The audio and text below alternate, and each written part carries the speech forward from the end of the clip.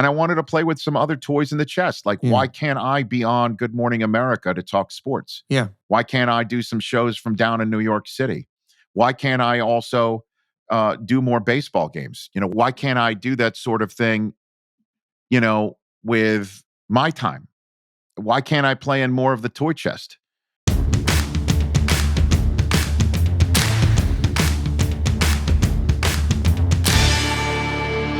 Welcome to On Brand with Donny Deutsch. I'm Donny Deutsch, and this is the show dedicated to a simple premise that everything is a brand today. Every person, every celebrity, every political party, every company, every product, everything is a brand. The brand is a set of values, and even if you have a Facebook page, you're a brand. And so we do two things on the show.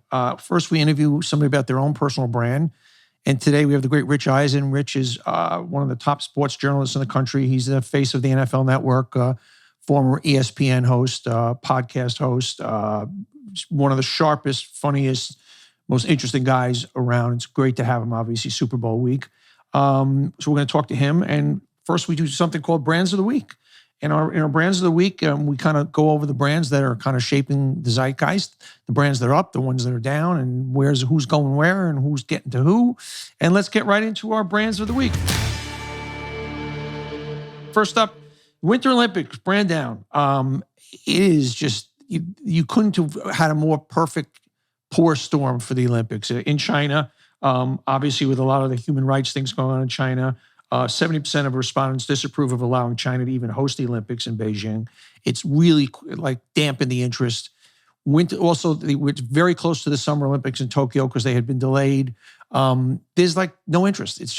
And plus, Omicron and it's just, there's no luster on the Olympics. And I don't have the ratings, but I can promise you the ratings. Plus also there's a huge time difference. So everything that can be leading up against the Olympics is up against this Olympics. There we go. Brand down for the Republican National Committee, the RNC. Here's what these geniuses came out and talked about the insurrectionists, the January 6th. They said, basically, should we ever see a real authoritarian government in the U.S., this decision by the RNC will have been a critical stepping stone. They basically said that what happened was a legitimate political discourse. This is exactly what they came out and they said the Republican Party on Friday officially declared the January 6, 2021 attack on the Capitol events that led to a legitimate political discourse. A legitimate political discourse is people having political discussions and back and forths. And for them to say that, and they also formally rebuked two lawmakers in the party who've been outspoken condemning the deadly riot, of course, Liz Cheney and Adam Kinzinger of Illinois. But to say that, to declare the Capitol riots legitimate political discourse, this is the Republican Party, the National Committee. I mean, how stupid are they? And that's going to come back to bite them. Brand up for Mike Pence. Mike Pence broke with Trump and said, I had no right to overturn the election. He goes, there are those in that party who believe that as presiding officer over the joint session of Congress, I possess unilateral authority to reject electoral college votes. I heard this week that President Trump said I had the right to overturn the election. President Trump is wrong. I had no right to overturn the election. So Mike Pence, growing a pair. This also leads to something, and I talked about this on Morning Joe a little bit with Joe, and I know he feels the same way and I do, that they're starting to see some fissures in the Trump approval, if you will, the Trump owning the party, if you will. Like last year, 56% of Americans who were Republicans identified with Trump, and only 36 as being Republicans. So Trump was kind of trumping being Republican. Now that's switched, and almost 60% of Republicans say they're Republicans first, and only 35% say they're Trumpers first.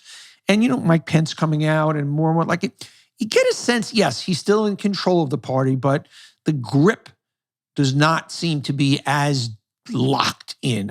Something I'm feeling in my gut. And I think as time moves forward, we're going to see that. And I think there's a chance he doesn't run. I really, really do. We'll see what happens. U.S. jobs, brand up. Huge job surprise. Employees added 467,000 jobs last month, despite millions of people being out sick. That was a huge surprise that came out last Friday. Brand down for World Health, 222. The world is living through a unique moment. In the past 5 or 6 weeks, the Omicron coronavirus variant has likely gotten more people sick than any other similar period since the 1819 flu pandemic, according to global health experts. So there are more people sick around the world and in this country than has ever been since that time. This is the sickest we've ever been. The good news is the Omicron variant seems to be dying down in a lot of places in this country. I know in New York it's fallen way off, but we certainly have gone through that rough period. Brand up for Merck. Expects to sell $5 to $6 billion of its new COVID treatment pill. Merck sold close to $1 billion of its treatment pill, Molnupiravir. Molnupiravir. I don't know if I'm pronouncing that right. Molnupiravir. In the fourth quarter. It reduced the risk of hospitalization or death in COVID patients by 30% and slashed the risk of dying by 90%. So that's a pill that's going to be selling a lot of places. Brand up for the Queen Elizabeth. 70 years she has been on the throne. She's 95. She took over when she was 25 years old, when her dad died, when King George VI died in 1952. And she has just been nothing but class. There's always been a lot of sordid stuff around the royal family, not around her. She is just this great diplomatic figure around the world. I'm not a big royal watcher myself, but you got to give it to Queen Elizabeth at age 95, still going strong. 70 years on the throne. It's the longest anybody has served on the throne. Huge brand down for Facebook. Facebook last week had terrible earnings report. Basically, their stock plunged 26% in one day. They lost $250 billion in value, the biggest wipeout in history. The market value, $251 billion in market value. Basically, what started to happen is that they're losing users for the first time in history. The loss was greatest in Africa, Latin America, and India, suggesting the company's product is saturated globally. You just go, wow, these are the places that they still can have tremendous growth. So obviously, Meta is reposition themselves, and they've got their Facebook brand is, I think, going to become a smaller piece of their overall portfolio as they get into AI and other things. But really rough time for Facebook. So a huge brand down for them. Brand down for Joe Rogan, big brand down. It seems as if there was a mashup put together of a lot of his old shows, how he seemed to use the N-word many times. That is just not okay. He likened a black area where a bunch of black people live into Planet of the Apes. I mean, it's a miracle this guy's still on the air. I mean, it's just he came out and he's apologized and said, but 20% of Spotify users say they've canceled or plan to cancel over Joe Rogan controversy. 54% of those who use Spotify have no intention of canceling their subscription. But what's going to happen is advertisers. Are there advertisers on Spotify? I do believe there are advertisers on Spotify. And advertisers will start to run. I should know this, whether they're advertisers. I know there's a subscription, and I'm pretty sure, yes, I'm pretty sure they're advertisers. And those are the ones that start to go, whoa, what's going to happen here? And so big brand down for Joe Rogan. Huge brand down for Governor Ron DeSantis. He seems to make the list every week. He would not condemn a Nazi rally in Orlando. Simple, easy things when a reporter says, will you condemn this? And there are Nazis marching behind him and they're standing on an overpass. And he refused to condemn it. He said instead, he slammed those, asking him the question, to try to smear him. He wouldn't come out and say it. He wouldn't say no. Just a simple political question, answer. Do you condemn Nazis? Yes, I condemn Nazis. Couldn't get those words out of his mouth. It was like, you're trying to attack me. You're trying to make me look bad. Fuck you, Ron DeSantis. DeSantis claimed those asking him to condemn the Nazi tried to use this as some type of political issue. He said, we're not playing their game. Not a political issue. Simple question. Do you condemn Nazis? Person who wants to run for United States president, person who's governor of one of the largest states in this country. Huge brand down for the NFL. They've had a very, very rough week. Twofold. Brian Flores, a former Miami Dolphin coach, filed a class action suit saying that there's something, if you don't know, in the NFL called the Rooney Rule that was instituted to create more diversity, that every coach opening has to, they have to interview one minority candidate. And he's claiming he got the New York Giants interview job, but after it was given to somebody else, it was just a formality. He was humiliated and looked like a fool.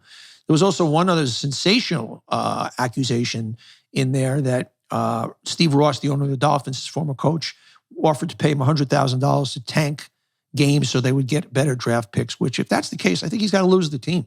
But this is a big problem for the NFL. The NFL now has one black head coach, Mike Tomlin, out of 32 teams. And that certainly is not something that's going to make sense, particularly since they put in, since 60 or 70% of the players are black. And they instituted this rule in 2003, and I think they had 3 black head coaches then. So something's wrong there, and they've got some work to do. Brand up for Super Bowl gambling. For the first time, the National Football League has fully embraced gambling. 3 bet takers, DraftKings, FanDuel, and Caesars Entertainment, have been named official sports betting partners of the league. 4 others, PointsBet, WinBet, BetMGM, and FoxBet, have been designated approved sportsbook operators. So I personally, and I think I've talked about this on the show, is I don't know. I watch football games and every other ad is a betting ad now, and it just don't love it in my stomach. Brand up for Super Bowl ads. It looks like some of them are getting a record $7 million. They were originally selling out at between 5.8 and 6.2 for a 30-second spot. Some of the most recent spots that sold have been going for $7. It's still, look, it's the beauty pageant. It's where advertisers strut their stuff. I believe advertisers sometimes look really stupid on the Super Bowl because they'll do anything to get attention and be on that ad meter bowl that USA does. And sometimes the most silly, sophomore commercials get rewarded for dumb humor as opposed to really smart ads. So it is what it is, but certainly NBC is going to be making their money. Brand down for the Washington Commanders. That's obviously the new football team in Washington. And there's nothing wrong with the naming in and of itself, except it seems as if already on Twitter, a lot of them are calling the Washington Commies, short for the Commanders, the Washington Commies. Nobody maybe thought that through, that there's an easy nickname with this name. There's so many names out there. They should have maybe thought about that. I know it sounds like a silly thing, but you're going to call them the Commies, the Washington Commanders. Oh, look at those commies over there, and that's certainly not good. Brand down for the show, The Masked Singer, and for Rudy Giuliani. The Masked Singer, show on Fox, where all these people dress up in these ridiculous outfits, and the contestants or the panelists have to guess who the celebrity, quote unquote, is in there. And you actually had Rudy Giuliani as one of the Masked Singers. He unmasked himself, and Ken Jeong, one of the hosts, walked out afterwards. But the guy, how pathetic. The guy who's trying to destroy our country, he's singing on a show. Jimmy Kimmel scoffed on his own show. And no headline has captured the national zeitgeist of existential dread combined with ridiculous stupor, lousier, better than this, said Stephen Colbert. I mean, just ugh. And come on, Fox. Come on, Masked Singer. I mean, I'm just glad I didn't have to watch him unveil and have to look at that face. Valentine's Day, brand up or brand down, depending how you're looking at it. If you're in the business of Valentine's Day, brand up. If you're celebrating Valentine's Day, brand down. The average price for a dozen roses jumped 22% from last year. Assorted chocolates are 9% higher, while candy sales overall hit new highs heading up to the holiday. So it's going to be more expensive to do the right thing on Valentine's Day. Still not an excuse, but just saying. Brand up for tequila. Tequila could overtake vodka as America's favorite liquor as sales boom. Tequila could soon overtake vodka. Desire for pricey bottles of agave-based spirits, tequila and mezcal was the second fastest growing spirits category. The sales climbed 30% with the prior year. Vodka is still ahead at about $7 billion, and tequila is $2 billion behind, but it's just growing leaps and bounds. It's going to pass it, not even a question. I myself, former vodka drinker, current tequila drinker, so I'm proof right there. Brand up for female robots. Humans feel more comfortable talking to female robots, study revealed. It makes sense to me. Washington State University researchers found that people respond better to robots which have female characteristics. Consider human workers with automated service and repetitions. People have a tendency to feel more comfort in being cared for by females because of existing gender stereotyping about service roles, explains the study author. Interesting. And Chanel handbags, a brand up, prices way up. It's selling for $8,200. That's up from $5,200. So if you want one of those little Chanel little flat bags that a lot of the women in my universe tend to like, only $8,200. And those are our brands of the week. Let's get to our interview with Rich Eisen. You're really going to enjoy it. I want to talk to you about Mint Mobile. If saving more and spending less is one of your top goals of this year, why are you still paying insane amounts of money every month for wireless? Switching to Mint Mobile is the easiest way to save this year. As the first company to sell premium wireless service online only, Mint Mobile lets you maximize your savings with plans just starting at $15 a month. There's no reason not to do it. This is the way to save money. You go on Mint Mobile, you go online. It's just $15 a month. It offers premium wireless. By going online only, you eliminate traditional costs of retail, passes the savings on to you. All plans come with unlimited talk and text plus high-speed data delivered on the nation's largest 5G network. Use your own phone with any Mint Mobile plan and keep your same phone number along with all your existing contacts. With Mint Mobile, choose the amount of monthly data that's right for you and stop paying for data you never use. It starts at just $15 a month. This is it. This is a no-brainer. For your wireless, you're going to save money with Mint Mobile. So get your new wireless plan for just $15 a month and get the plan shipped to your door for free. Go to mintmobile.com/Donny. That's mintmobile.com/Donny. Cut your wireless bill to $15 a month at mintmobile.com/Donny. I want to talk to you about NordVPN. Well, here's the thing. If you want anything to do with secure, keeping all your stuff secure, all your data secure, everything on your phone, everything on your computer, you need this. You can, if you ever been in an airport maybe, or been in a restaurant and the Wi-Fi is not protected, well, this is the way to protect it. You can access content from over 59 countries by changing your virtual location with one click. If you live in the US, but with NordVPN, you could be anywhere in the world virtually and access content from those regions. You can watch Peaky Blinders early on in the UK streaming services, so on and so forth. But the key thing is it's got to be secure. So I hear people say that VPNs have a reputation of slowing down your internet speed, but not with NordVPN. Of course, it's faster VPN in the world. You don't have to sacrifice internet speed for better security with NordVPN. Internet traffic is routed through a secure encrypted tunnel, which protects the data and privacy. You can also have NordVPN up on 6 devices: your phone, your laptop, smart TV, iPad, even your router. So this is it. You need an NORD VPN to protect your data when it's always protected. This is what you need. This one's a no-brainer. It keeps your internet activity private, protects you from accessing dangerous websites, lets you enjoy your favorite content securely. Super easy to use, just a click and you have internet security. It's equivalent of buying a cup of coffee every month, price-wise. A small price to pay for premium cybersecurity and access to vast amounts of entertaining content. This is a 30-day money-back guarantee. If NordVPN is not for you, there's no risk. Go to nordvpn.com/Donny or use code Donny to get up to 70% off your NordVPN plan, plus 1 additional month for free. It's also risk-free with Nord's 30-day money-back guarantee. I am thrilled at today's guest, Mr. Rich Eisen. You all know him. He is the face of the NFL Network. He's one of the faces of the NFL. The host of the Rich Eisen Show on Peacock and Sirius. Just getting started with Rich Eisen podcast, both wildly successful. He's also the host of NFL Game Day highlights, as well as NFL Network's Thursday Night Football pregame, half-game, post-game shows. He has been one of the most visible voices in, I don't want to call it sports, I'm going to call it sports, culture, politics, entertainment, epicenter of who we are, lens through sports. Is that fair to say, Mr. Eisen? I appreciate the invitation and certainly that introduction, Donny. Appreciate it. I've been a big fan for years, and I was really excited to talk today. I want to go back a little bit, the Rich Eisen story. I didn't know you were a Staten Island kid. Yeah. Wow. Yeah. And I didn't realize that out of Michigan, your first job was for one of the major periodicals in Staten Island, writing for them? The Staten Island Advance, or as the Staten Islanders call it, the Advance. The Advance.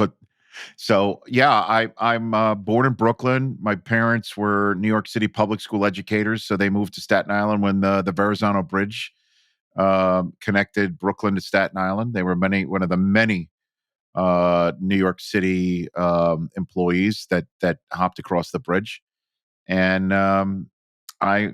you cut me off in traffic, my New York accent will still come out a little bit. I graduated college. The day I graduated college, the editor of the Staten Island Advance, Les Troutman, called me on the day of my graduation. I was an intern there for 2 summers prior and offered me a job, and I took it. I was one of the few graduates that day at the University of Michigan who walked down to the stage and walked into Chrysler Arena, the basketball arena, with a job already secured. It was kind of pretty relaxing day for me.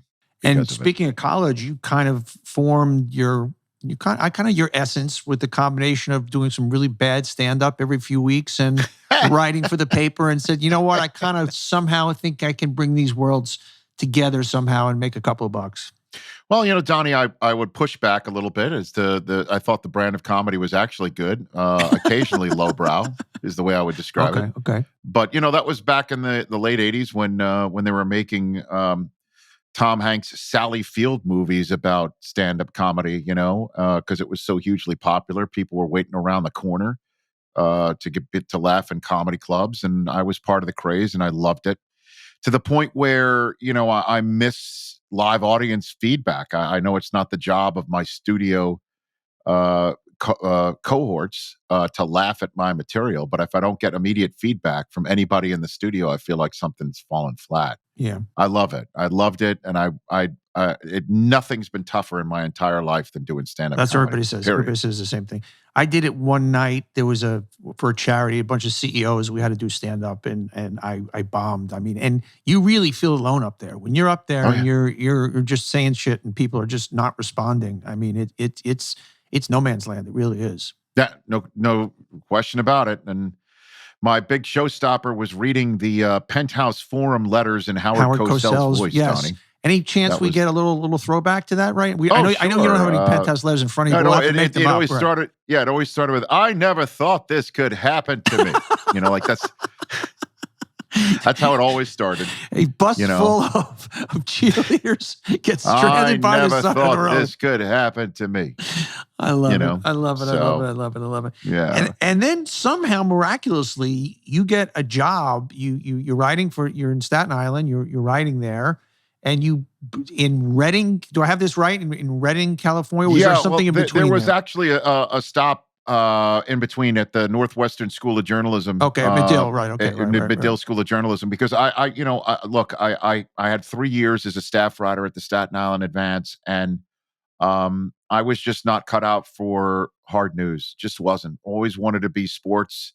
That's what I did at my school newspaper. I grew up loving Howard Cosell and Marv Albert growing up and watching Marv Jerry Gerard. Wolf. Jerry Gerard. Now, Donnie, Jerry Gerard. Not a lot of hosts are going to talk to you about Jerry Gerard, right? Okay, I get some points on that one. Right. Okay. You had me at hello. Right, because, I mean, he was when Marv was doing NBC, WNBC, and Warner Wolf was doing CBS. Sure, go to the videotape. He was doing WPIX. He was doing Channel 11. Sure. And Jerry Gerard had this dry wit that was SportsCenter before SportsCenter. Yeah. And he was funny, and I loved him. And I watched him, and then I would watch The Odd Couple and The Honeymooners and fall asleep. That's what I did every night. You and I had a pretty exciting life at that time. Oh, yeah. How about Jerry Eisenberg? I always wanted to do that. And, I had an epiphany behind the wheel of a car filling in for the cops beat reporter one day, going from precinct to precinct. There were 3 of them, police precinct on Staten Island. You'd stop from one or the other to see if there was anything going on. And the newspaper, the Staten Island Advance, would publish whose houses got broken into. Like that would be information that readership wanted to know. But at any rate, I just remember, I had this huge walkie-talkie that would blurt out these codes that I didn't really understand, even though I had a sheet that would correspond the code to what they were actually saying to other members of the police force. I thought everything was some triple homicide I was missing, and an ambulance zoomed by me, Donnie, and I remember chasing it. I went through red lights on Father Capodanno Boulevard in Staten Island. I remember exactly where I was. Okay. And I remember I had an epiphany. I'm like, there's no other way to describe myself other than ambulance chasing. I don't want to do this. And not cut out for it, admittedly. So I went back to graduate school. I got my degree at the Medill School of Journalism and got sent tapes everywhere, and wound up getting a gig at the ABC affiliate in the Redding Chico market. And that's how my television career began.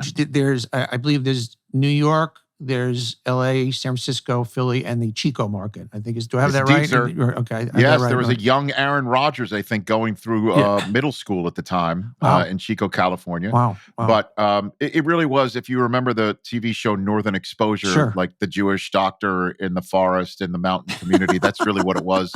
For me, I went, every mountain I grew up around on Staten Island was made of trash, the largest garbage dump in the history of the planet that thankfully is now closed, the Fresh Kills landfill.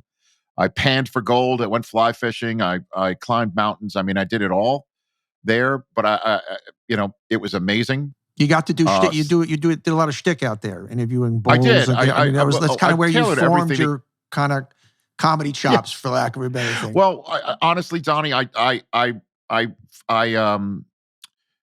channeled everything that I did on the air to try and get on SportsCenter. That was what I wanted to do. That's very interesting. That's a great kind of career thing for people that you sometimes you have to act as if, and not that you're not doing your current job in the right way and every fiduciary responsibility, but that I always say to people, where do you want to be? Like you can't just work and do this. Like, where do you want to be? Yep. And That's really interesting to hear. Yeah. So, I was traveling around with a 3/4 inch camera, which is this huge Oh, yeah, I camera remember. that you That's put it. on your shoulder, You know, you, and this large coaxial cable that attached to its own deck that had a strap for your Right. other shoulder. And I shot my own material and I edited my own material.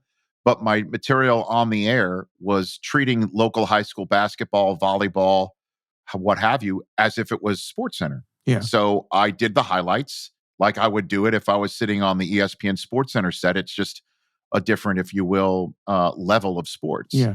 And sent the tape to a headhunter under the category of you never know. It's just first class postage. And ESPN saw my tape and hired me from there. At 26. Actually, That's amazing. like hitting the lottery. That's in amazing. 1996. Dude, take me back to that moment where you find out either through the headhunter or through where like you're sitting there, you're in bumfuck. I don't mean to say that disrespectfully, but you're in Northern Exposure land, and you get that call. I mean, take me to here it is, Donnie. Here's the story. So at KRCR TV, the ABC affiliate, the spirit of the North State was our phrase. And there is a phone there where it would ring if it was a local call, and it would ring if it was a phone call outside of the area code. Okay. Don't ask me why or how, it just did.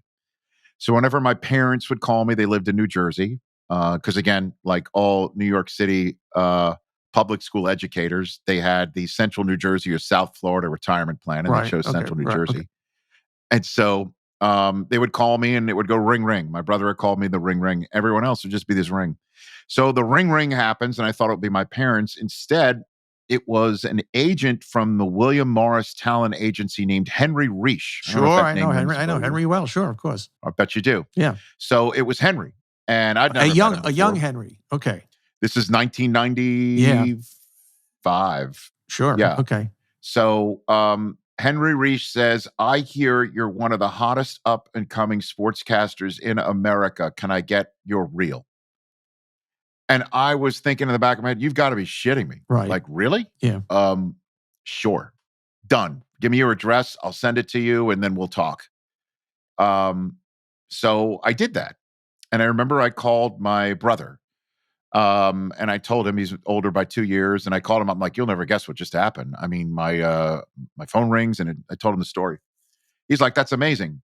So ring, literally less than 5 minutes later, Donnie, less than 5 minutes later, the ring goes off again. And I think to myself, I'm such hot shit that's Al Jaffe on the phone. Now, Al was the headhunter for ESPN. He was the talent coordinator. He was the one who found everybody. Name anybody from the golden age, if you will, of SportsCenter. Right. Al Jaffe found them. And I had sent unsolicited resumes and tapes to Al for years leading up to this. And it was, in fact, Al Jaffe calling me at my workplace.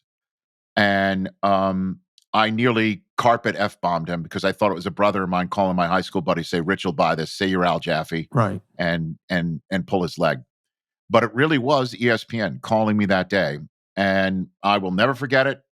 They wanted to meet me within weeks down in Los Angeles, where the Cable Ace Awards were happening. Yes, the famous Cable event. Did you meet with Bornstein at that point?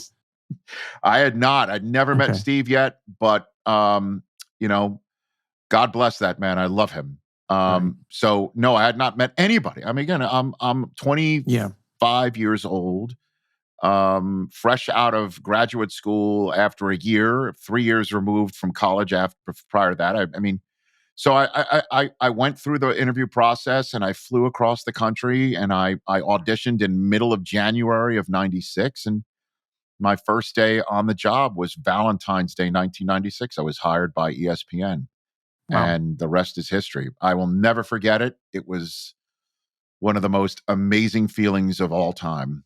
That's crazy. I'm so lucky. And they threw you right in there. I mean, with they did. Olbermann, it was just before ESPN News was created. Okay. So that's when they took new hirees and made them cut their chops there. I spent 3 weeks observing, and then got on my first SportsCenter Sweet 16 weekend of March Madness '96. Who'd you co-host with that first one? Larry Beal. Larry Beal. Okay. Yes, one of the sweetest guys around. And I remember I did my shtick full bore, man. Like I did the entire New York Knicks highlight as Marv Albert. Right. All 60, 90 seconds of it, which is what I did up in Redding, California. And they always called it the New York guy. But here I am now going national. And I remember Larry was just like, what are you doing? Now, I read, I went full bore. I read a little research that Olbermann, that you were doing a lot of comedy, and you said to, I don't have this exactly right. You said to Olbermann, what do you think? Give me some feedback. And he went like half, like just keep cutting it in half. And the net you took away was the don't start with the entertainment, start with the content. Yes. And start with the sports, and the entertainment will come, but that's the order. Do I have that right? This right here is an inter-office envelope that Keith Olbermann sent me my first year on the job. Okay. I had this here because I was talking about it to a friend the other day. And here it is. Something Keith typed out to me, writing to me exactly what you said. He said he'd tell me. And here is a letter that he included in it of a viewer of SportsCenter, telling him essentially to fix me and Reese Davis, believe it or not, at the time, right? Because we were too over the top. And he sent this in inter-office mail, and in perfect Keith Olbermann reaction, he's like, he included this to say, this is nothing personal. I want you to do well. I want you to be happy. I want you to be able to replace me on this show someday when I finally keel over. And then parenthetically says, will next Thursday be good for you? Right. Like that's just very Olbermann, right? I mean, this is straight, like this is KO, classic KO, right? And then he wrote like this: don't take this personally, no matter how personally it's been written. This viewer is not interested in your happiness. There are drastic solutions and there are simpler ones. I would suggest several simpler ones. Try an entire segment of the show with neither a smile nor an impression of any kind. Limit yourself to one use of each catchphrase per show. The more drastic suggestion, I'm sad to say, is to eliminate, and he used a couple of the catchphrases that I was in love with at the time. If you're offended, I'm sorry, that's not my intent. And then he says, I'm available to you at any time and in any way if you want to go further into this. And you sign it. Here you go. See, I would have, if I were you, I would have reacted, okay, well, that's one viewer and this is my thing. And that's me. I'm not the smartest guy in the world, but I would have kind of pushed back on that. Well, I took it in stride, because we did share an agent at the time. And I also revered him, and I still, think he is truly the greatest broadcaster. He and Dan Patrick are the greatest broadcasters I've ever been around. Right. And I revered both of them at the time. Dan was just, hazing me. Right. By strolling up to me when I was getting ready for the 2 a.m. SportsCenter, looking at all the tapes that had just come up from the ESPN control room that Dan and Keith had just been done. And I would feel like this presence to my left, and it would be Dan Patrick standing over me saying, so, you nervous? That's it. But Keith was giving me 2 cents a lot. And I said, you know what? I also noticed he wasn't doing that for a lot of other people either. Yeah. So I took it in stride. It was this in particular was very tough to take because the letter was mean and very nasty. Yeah. But I understood what he meant. I understood, like, if you want the funny stuff to stand out, it has to literally stand out. It cannot be the sole purpose of it, And it was a tough lesson to take and put into practice, but that's the way I took it at the time. I want to talk to you about Alto IRA. And here's the deal. Do you have an account with Coinbase? Are you thinking of opening one? Do you own any Bitcoin, Ethereum, Cardano, or any other crypto? Cryptocurrency may represent the future of money, but it's one of the most exciting investment opportunities to come around for some time. But what about the taxes? Well, when you do anything in life, there's one way to do it, and then maybe there's a smarter way. You might already be investing in crypto, but did you know you can trade Bitcoin, Ethereum, and 80 other cryptocurrencies in a tax-advantage IRA? This is it. So this is a way to save taxes when you're buying your crypto and trading your crypto. It's setting it up as in a tax-advantage IRA. With an Alto Crypto IRA, you can trade crypto like Bitcoin and avoid or defer taxes.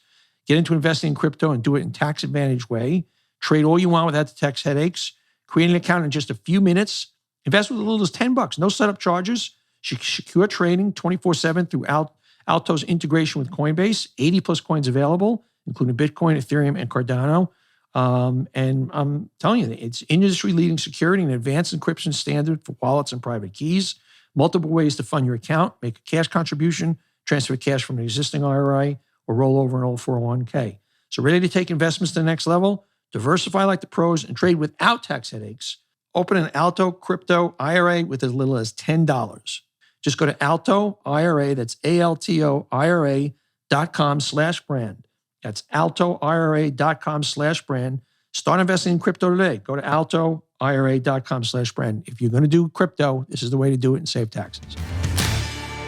But you guys were at the center of pop culture. I mean, that Sports Center, and I don't know if today's audience understands where Sports Center fit in. I mean, this was obviously pre-smartphone. This is if you were a young person, sports fan, sports guy, sportswoman, this is what you live for. And you guys, there was this collective voice that was tongue-in-cheek, acerbic, fun. I mean, in an all-star cast, including your late great friend Stuart Scott.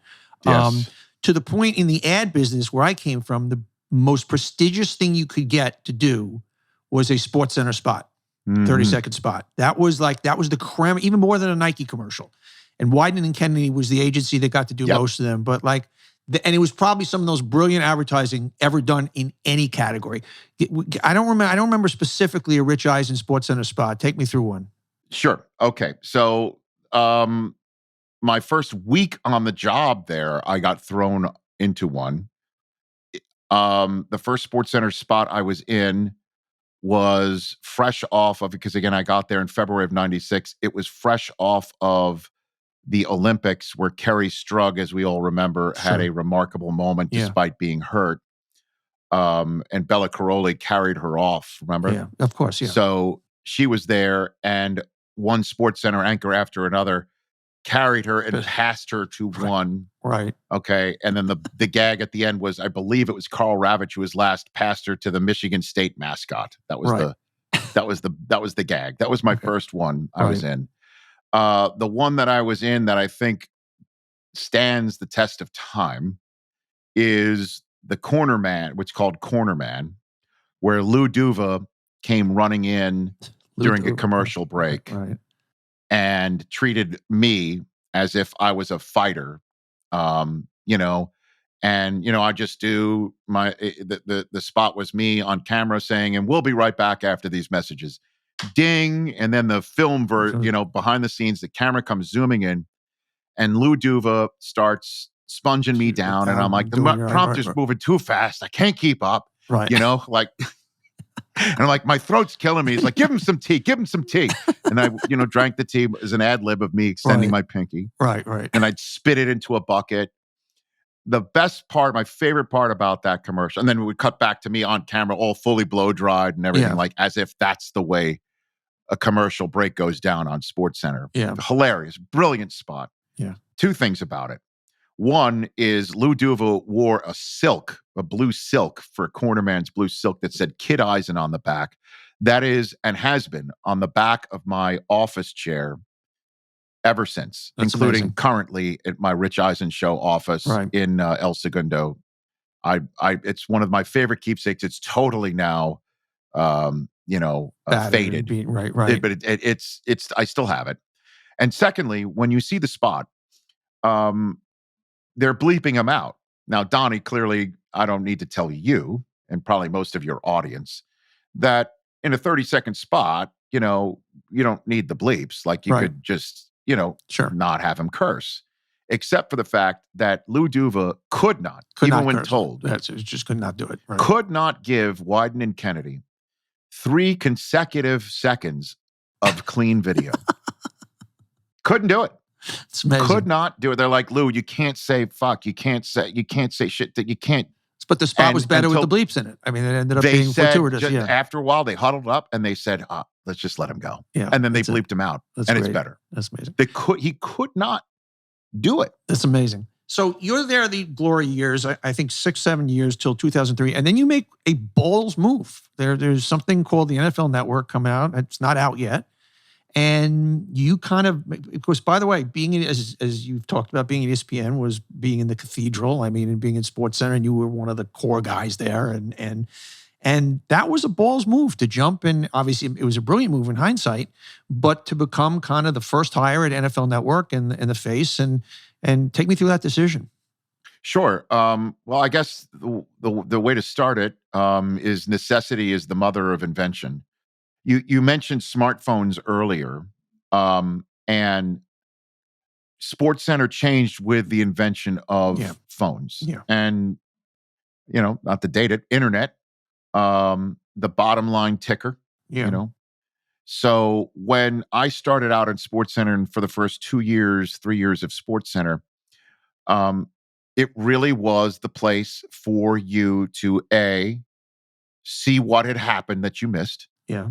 Or B, review for the first time in depth what you wanted to review in depth of what you've already seen. Yeah. That's the way the show was. So for me as a SportsCenter anchor, I would come up with an on-camera lead-in to set the stage of the highlight that's about to tell you the story. A backstory, an interesting story, a factoid about one of the players in the game or something. And then I would tell you what had happened through the highlight in as entertaining fashion as hopefully as possible. And then some interesting information nuggets over what we called a scoreboard full screen. Mm-hmm. Then these things happen. And then you started seeing stuff in the palm of your hand. And SportsCenter went from being a show about what happened to a show about why something happened. And then ultimately a show about debating why something happened. Yeah. And you realize that the game that you love to play and that turned you on was over. Correct. Yeah. Fact. Yeah. I was the only SportsCenter anchor to go into ESPN management and complain that bottom line ticker that ESPN instituted after CNN and so many other news organizations used it so, expertly and importantly in the 9/11 aftermath to use. There's so much information happening that they just put a bottom line ticker on. ESPN decided to do that and put the scores up. I'm like, I'm trying to tell you and set up a highlight about what something happened, and you're undercutting me by putting the final score on my chest. Like, as a matter of fact, when the Steelers and Browns played each other recently, I think that was a week 17 game this past season, somebody put out a highlight of the Browns' return to Cleveland. They played Pittsburgh. Pittsburgh beat the shit out of them. But they put my on-camera lead and highlight up there from, I guess, when did they return? 99, I guess, 2000 or something like that. Right. And it was on ESPN2. So that's where they had the bottom line already before SportsCenter would put it up there for 01. And there it was right there. And the final score was right across my chest. It's amazing. And I was livid about that. I'm like, I don't want to do this. And then they would have two analysts come on split screen arguing because Crossfire was a big hit. Yeah. And that's what SportsCenter became. It is amazing how people, the TV business, which is supposedly one of the most creative businesses in the world, is such a sheep mentality that something works. Well, let's do it. Well, no, the very reason it worked there is because it was fresh. And it's just amazing how in entertainment, just stunning. Donnie, take a look at what one of the greatest sports studio shows of this century is PTI. Right. And one of the reasons, primary, and one of the many reasons why it works, but primary why it's so much better than anyone else is talent. It's Tony and it's Wilbon. Sure. Yeah. Who have known each other since the dawn of time. Yeah. And it doesn't. So yes, it is derivative. And I just didn't really like doing SportsCenter that much anymore. And plus ESPN had been bought by Disney. And I wanted to play with some other toys in the chest. Like, why can't I be on Good Morning America to talk sports? Yeah. Why can't I do some shows from down in New York City? Why can't I also do more baseball games? Why can't I, why can't I do that sort of thing, with my time? why can't I play in more of the toy chest? Yeah. And the answer that came back from Mark Shapiro, who was running SportsCenter at the time, was too bad. Yeah. And now he's an not agent. only Now was he's I at not William gonna- Morris, right? There you go. Go figure, right? I don't look, man. I just remember, having conversations with him because we got along so well before he took over. And I don't know if I've really never had conversations with him about it, but long story short is I was not given an opportunity to do more stuff That's what you than want I to do. wanted to do.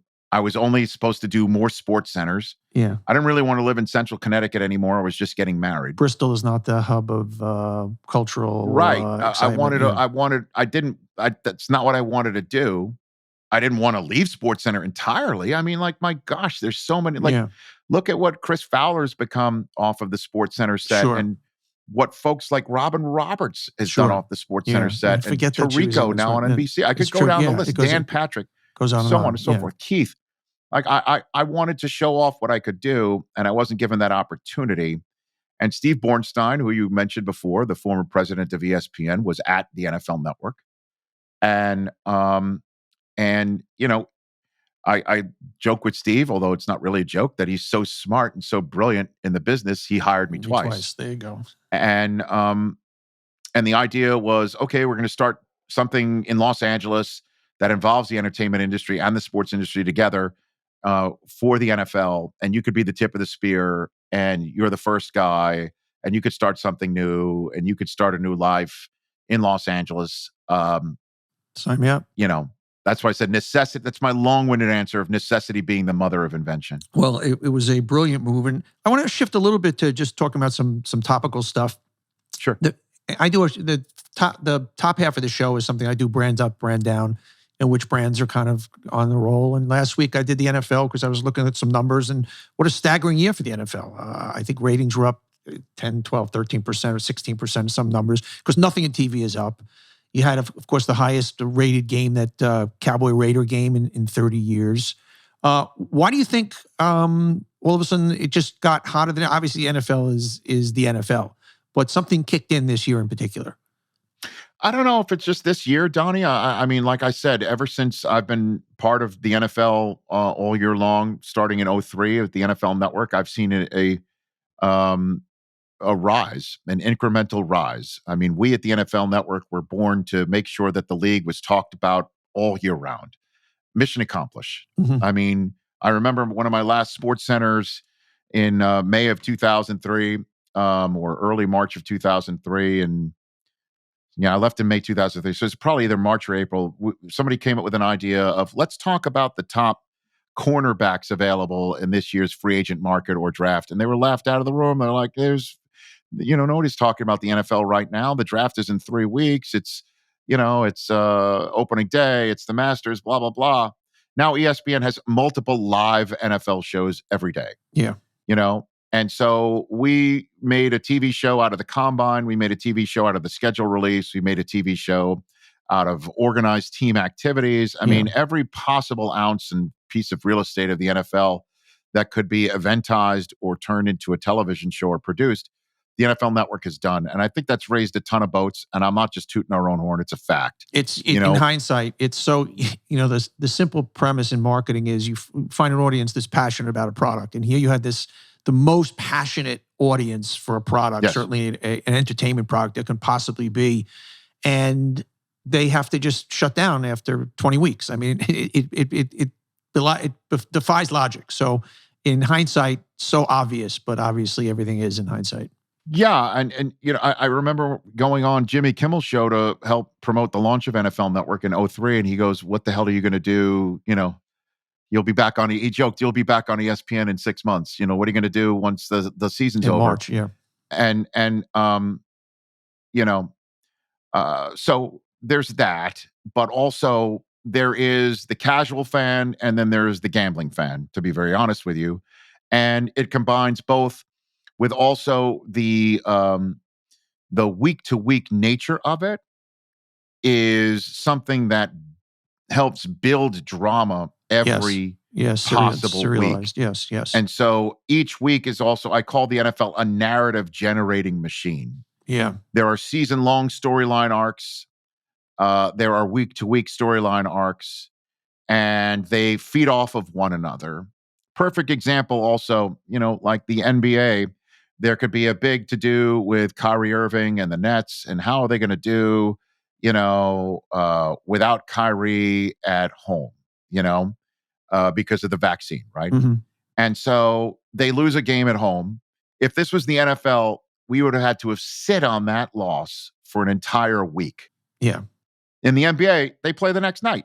Yeah. So there's a new narrative. Yeah. The NFL, it builds, and then you get the casual fan with fantasy football combined with the hardcore fan who wants to know if this weekend Devontae Adams is going to have more than 8.5 catches. Sure. So yeah. that's, you put it all together, and you've got a juggernaut that, unlike baseball and the NBA, the Super Bowl does not matter who's going to be in it. It might, CBS or Fox or NBC might argue it's a difference of a couple points, million, which might be a difference of how they could sell a 60-second spot. That's not my area of expertise. By the way, it's sold ahead of time, it's priced ahead of time. So that's what I mean. So it doesn't really matter. Obviously, a Aaron Rodgers, oh, sure. Mahomes, Rodgers, Mahomes or Brady. Yeah, I mean, sure. So that's going to be a big even difference. Josh Allen with the Bills. Yeah.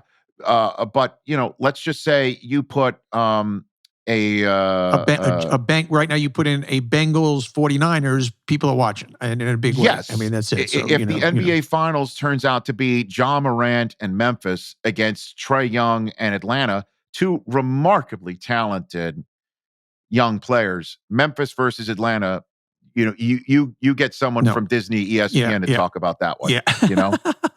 So. To be very honest. So I want to just touch on two things you just brought up, both gambling and vaccines. I'm a big football watcher, big TV watcher, and I watch now the inundation of FanDuel and DraftKings and whatever. It's obviously great business, but there's this little thing in me that goes off that says, this is not good. This is not, this is, we're taking something, and gambling is legal, but accelerating it to the point, and obviously there's all the disclaimers, don't bet above your head, but there's just something that is, when it started to happen, I just felt as a citizen of the world, this is not a good thing. We don't need, in the same way pot being legalized. Do we, and I love my edibles, I'm the first guy to talk about it, but is like certain things, are we really moving forward when we are now accelerating betting to the little guy I hate saying little guy, to the guy at home, and then right. Making it, it's not a vice, but did we need to do that? Are we moving forward as a culture, or is that just kind of like, do we really I think this is just the way of the world, Donnie, and you could say it's the disintegration of something, however you want to put it, but I mean, wait till there's going to be a time where, hey, Roger steps to the line and go to your app right now. Yeah. And, do you think it's going to be a pass, or do you think it's going to be a run? Yeah. Like you go to see in the draft, like the next pick, is it going to be this person or that person? Is it going to be a quarterback? Is it going to be offense or defense? That's just the way it's going to go. And I don't know. It's just like anything else in the marketplace. If people are just going to be turned off by it, you'll see it in the ratings, and then obviously the NFL nobody's going to be turned off by it. That's not the question. That's certainly not the question. On the vax thing, obviously this is one of these arc stories, and Aaron Rodgers, to me, what he did was atrocious, and it's a Djokovic thing also, and it's where are you coming out on athletes and vaccines? And obviously we know the Kyrie story and the I got it in July. I'm one of the first. You got it bad also. You got it really bad. I'd never heard of a breakthrough case before until I got it. Yeah. I didn't know of a single other person who had a breakthrough case in July. This is last summer. Obviously there's breakthrough cases everywhere now, and that's why I said at the time, I went on my social media. I told whoever, would listen. I talk about it on my show all the time at the time. I used whatever platform was afforded to me to tell everybody to get vaccinated, because I didn't want to have another variant come and pierce my vaccination status. And here we are now with another variant. And and it just infuriates me to hear that people say that vaccines don't work. I think I saw in my Twitter account, Laura Ingraham, who I used to know, that she did a segment called "What Positivity Boosted" or something like that, or it's like talking about boosted people who are positive, as if that's something to laugh about or point Right, out like it right. doesn't work. I mean, Stephen Yeah. A. Smith just came back from COVID-19, and he said if he wasn't vaccinated, he'd be dead. That's what the doctors told him.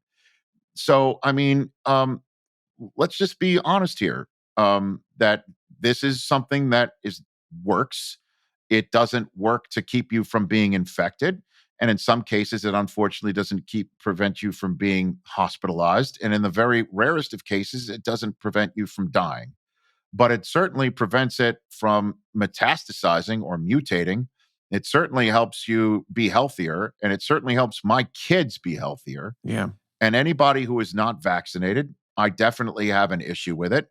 I definitely have a problem when athletes say that they should be treated differently. And I certainly despise misinformation above all. So I try to keep my information diet as healthy and as informed as possible.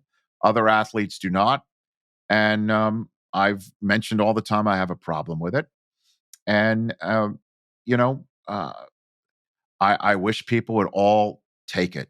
I just want to Yeah. get through all of this. I Yeah. just heard for weeks and months before I popped and had that breakthrough case, way before Omicron, right when Delta was beginning to crest. I heard everybody saying you should just live your life and go try and live your life. Well, I was trying to do that. I was about to leave the country on vacation with my wife, and I tested positive before leaving. Stared out a window for 10 straight days and made a vow to myself that I would not at all countenance misinformation or any sort of garbage from here on out. And I'm glad Australia did that with Djokovic. I Yeah, me wish too. our country was just as strong about it, Me to be too. honest with you. How you feeling also, Supreme Court? All of a sudden, college athletes are allowed to make money, being that they're making a lot of money for other people. Good thing, right? Hey, man, I Yeah. have no problem with it. Yeah. I have zero problem with it. I have no problem with the transfer portal. It's just the way of the world.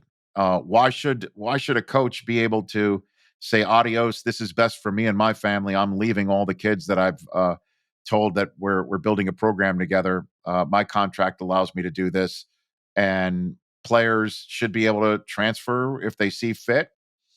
It's your job as coaches to hold on to them. And in terms of NIL money, you know. This is the way of the world, man. That's it. I hear you. That's the way I look at it. I don't have a problem with it at all. And as a matter of fact, for my show this year, I hooked up with Gorilla Glue and decided to give away $1,000 each week to kids that usually don't expect it coming. Like we weren't giving it to star quarterbacks. We Yeah. did give one to the No, I quarterback love of it. NC State. So they gave away $1,000 in product. And to be very honest with you, Donnie, the times when we had all these kids on, every single one of the kids, when I said you get $1,000 in the glue, they were more psyched about the glue. I'll be honest with you. I swear to you. That's amazing. They loved the glue.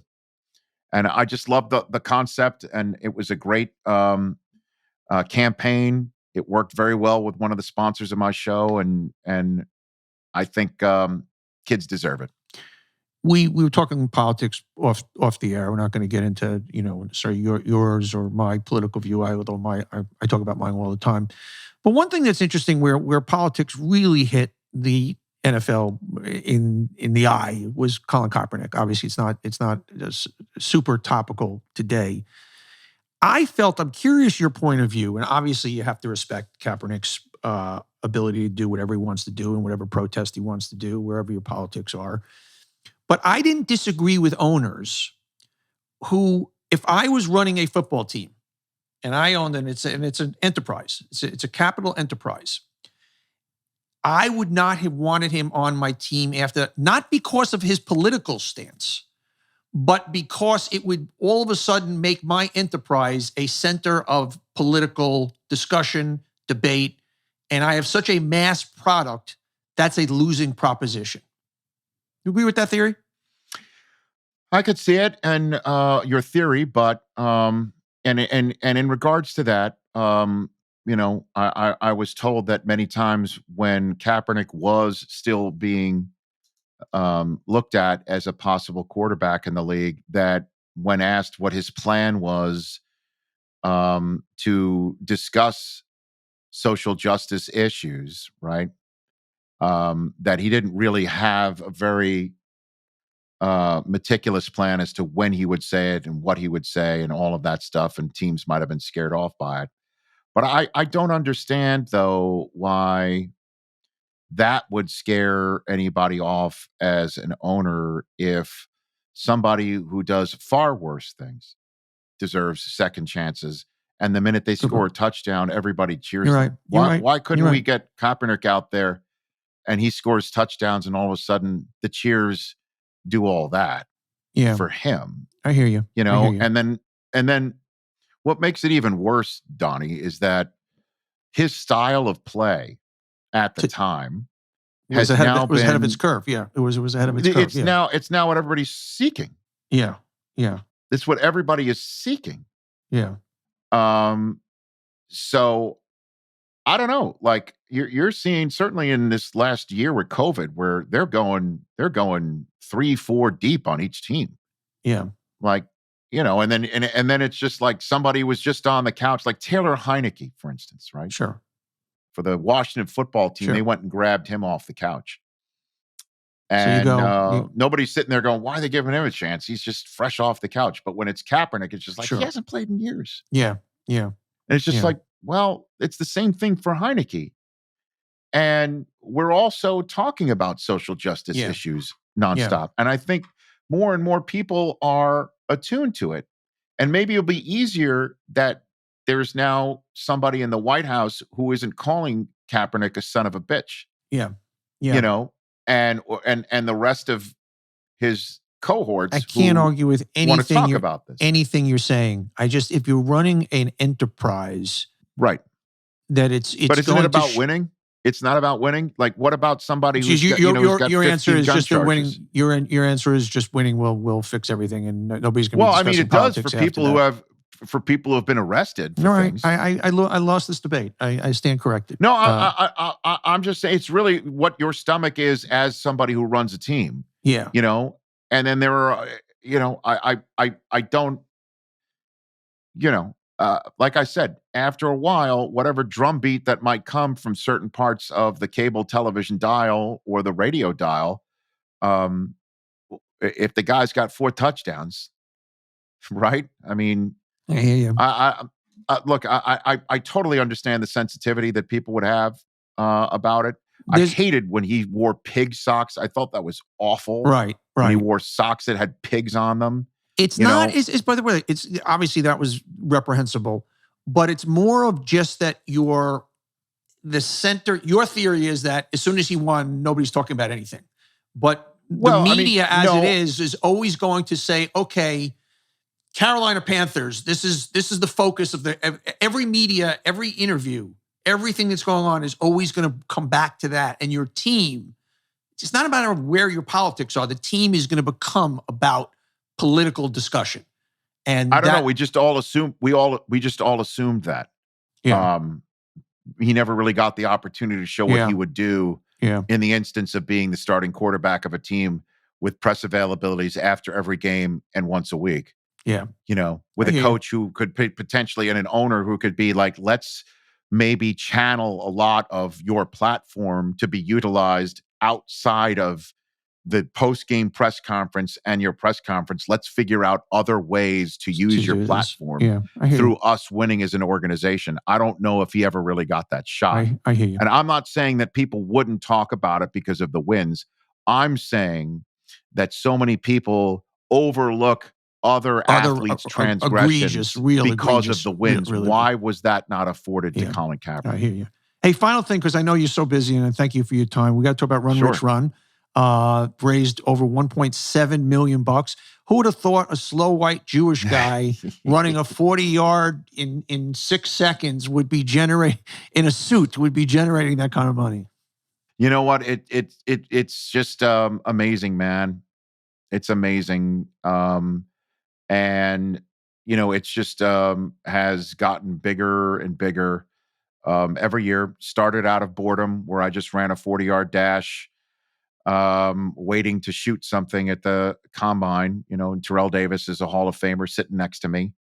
I just asked him how fast I could run the 40. He thought I could run the 40. He laughed at me. I cursed at him and went down and had no idea that the crew that was on break was actually recording me running in my wingtips. Right. And they surprised me that night on the broadcast, and that was 2005. And year after year after year, I did it. And then the advent of simulcamming, so taking my run and overlaying an actual run at the combine over it, added sort of a slapstick quality to it. Right. I'm looking for your times. I have your times every year. I have your times. Yeah, like RG3 running off the screen before I'm even out of my stance, kind of made it funny and kept it alive. And then it was suggested to me by a member of the NFL named Sarah Swanson. She said, "What about raising money for charity? Let's have everyone run and upload their video, and then you could raise money." And gave me a list of charities that the NFL's involved in, because obviously you want to be lockstep with the NFL and have their support fully here. And sure. So St. Jude Children's Research Hospital was a no-brainer. Great. And then really what kicked it into another gear the last couple of years, I'm sure you know Mark Lowry, right? Sure, of course, yeah. He's a Staten Islander, right. who just was looking on the internet for charities to get involved with. And he found my run on YouTube. Wow. And sought me out, called, we got in contact with each other. And he's like, "I want to run it." What team did he just buy? Minnesota Timberwolves. Timberwolves is right. Yeah. This is when he was doing e-commerce at Walmart. Yeah. So he's like, "Let's get Jerry Rice. I'll race him, and people can bet on me or Jerry for charity. And I'll get some of my friends to bet on me or bet on Jerry." And that started jacking up how much money we were raising. Then this past year, we did it at SoFi Stadium, and Mark got about 8 to 10 other members of his donating class business community. And I got 8 to 10 more members of the NFL Legends community, and we ran it. And it's just, just went through the roof. Mazel to you. And your best time in 2016 was 5.94. Yes, I'm a fine wine, Donnie. I'm telling you, I'm looking at the years. You started out in 05 doing 6.77. You took almost a full second off as you got older, 11 years later. Well, here's the full disclosure, is I was an idiot, like I told you, running it in lace-up Xenia shoes when I started. And then I realized I was truly going to hurt myself. So I started running in shoes, but the number of times, like running shoes, but the number of times people were like, "You got to take the jacket off. You got to take the tie off. It's not aerodynamic." I had to kind of pass up. I can't do that. That's the brand. You understand brand. I understand. Donnie. That's it. And it's interesting enough is that is the logo of my daily show now. Yes, it is. I saw that in the research. I love that. That's what we call synergy. That's what we call synergy in the business, right? That's it. So it's now the Running Man is my daily show logo. And it's amazing how important that is to me as well. The show, I now own it because of, AT&T reshuffling a lot of the way that they do their streaming business and television business. Yeah. I was with DirecTV and then AT&T. But at any rate, last 2 years have been quite interesting. But now I've been, I got that Running Man logo, and it's all about the branding. I love it. Well, Rich, it was a real pleasure talking to you. I'm a big fan for years. The Rich Eisen Show on Peacock and Sirius, just getting started the podcast. Obviously, he's all over the NFL Network doing everything every day. And a good man. Thank you for your time. I really appreciate it, man. Donny Deutsch, greatly appreciate it. Let's do it anytime. You got it, man. You stay well. Thanks for listening to On Brand with Donny Deutsch. Remember to rate, review, and subscribe anywhere you get podcasts. That's rate, review, and subscribe, whether it's on Apple, whether it's on Spotify, or any place else.